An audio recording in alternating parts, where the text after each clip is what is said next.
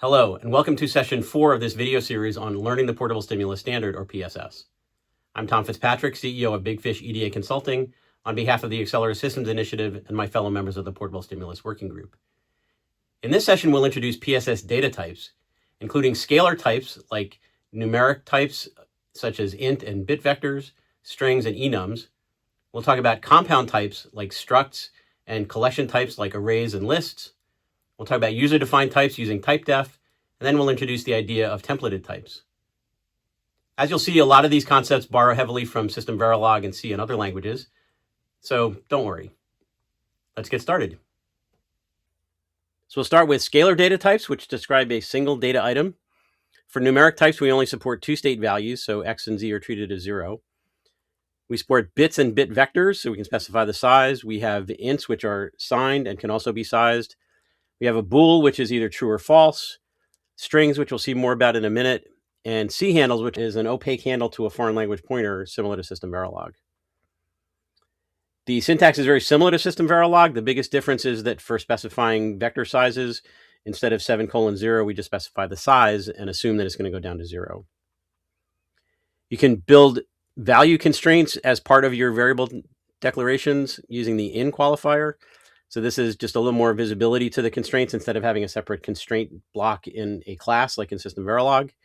And the dot notation lets you specify the range. We support enums, again, a list of constant named values similar to System Verilog. It's a type declaration. You can specify the optional type of the values that you'll use. We start the list at 0. We can assign arbitrary unique values to anything in the set, and then any value that's not assigned a value is given the previous value plus 1. So we can very easily define a type of, in this case, the SOC stage E enum.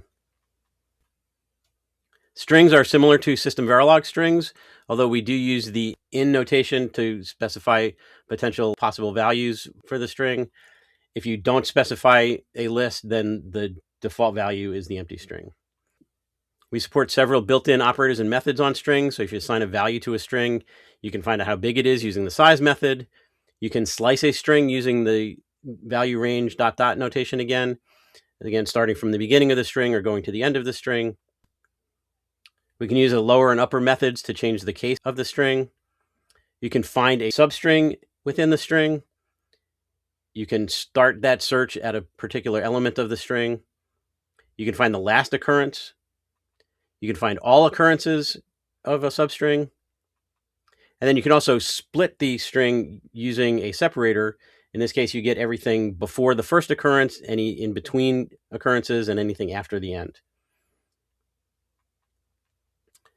We can specify a type def, so it's a user-defined type. In this case, we're going to call it block ID, and any variable that is of type block ID will be a bit 32, limited to the range of 1 to 1024. We support structs, again, very similar to System Verilog. Each body item in the struct must be a scalar or an aggregate of scalars, so you can have a struct of structs. The difference is in System Verilog, we use a type def. In PSS, it's just a straight type declaration of the struct. We support arrays using the angle brackets to specify the type and the size of the array. We also support the square bracket notation similar to System Verilog, but this has been deprecated. And then we can initialize the array using a literal expression. We can use the index operator to get a specific element of the array. We have built-in methods to determine the size and the sum of all the elements in the array. And the in operator returns true if the value we're looking for happens to be one of the values in the array.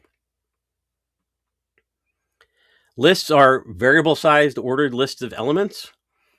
So similar to a System Verilog queue, we define the list in terms of the element type in the angle brackets. So we can, again, use a literal to set the values in the list. And then we can push front, we can push back, we can insert at a given location, we can assign to a specific element of the list, and then we can delete from the list and return the value that got deleted. We can also pop back, which again returns the value, and also pop front, and then we can ask how big it is using the size method.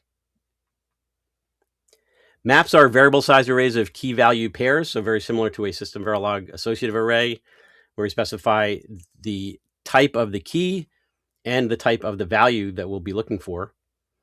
So we can set up a module counter. So we have CPU is 1, GPU is 2, and DSP is 3. We can assign to a key with a value. We can insert a new element in the map.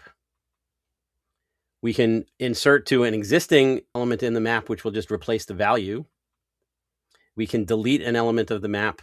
And here we're using delete as a standalone statement, so the return value is ignored. We can ask how big it is, and then we can clear the map, and then after we clear it, the size is 0. Sets are variable size unordered list of unique elements. There is no direct system Verilog equivalent for these. So we have a set of a given element type. And you can think of it sort of just like a cloud or something, right? So we have a bunch of values: low power, timing closed, lint clean. We can insert into the set. We can delete from the set. If we try to insert a value that's already there, nothing happens. We can find out how big it is again. And then we can ask if something is in the set using the in operator again. And if it is, we can delete it. And then we can also use the for each statement to go and take everything in the set and assign it to a list in this case. Then we can clear the set, and again, the size will be 0. We support templated types where you can define a generic parameterized type, and the template parameter can be a value. So in this case, we have a struct that has a value L, so we can define a cluster lane mask where that value is going to be 4, so the size of active lanes is going to be 4. We can also create one where the size is going to be 8. But the parameter can also be a type, so we can have another struct here where the value is going to be an int type, or one where the value is going to be a string type. Thank you for your attention, and I hope you enjoyed this video. Please stay tuned for the next session in the series on PSS actions and activities, where we'll talk about how to define and schedule the behaviors of your PSS model. Hope to see you there.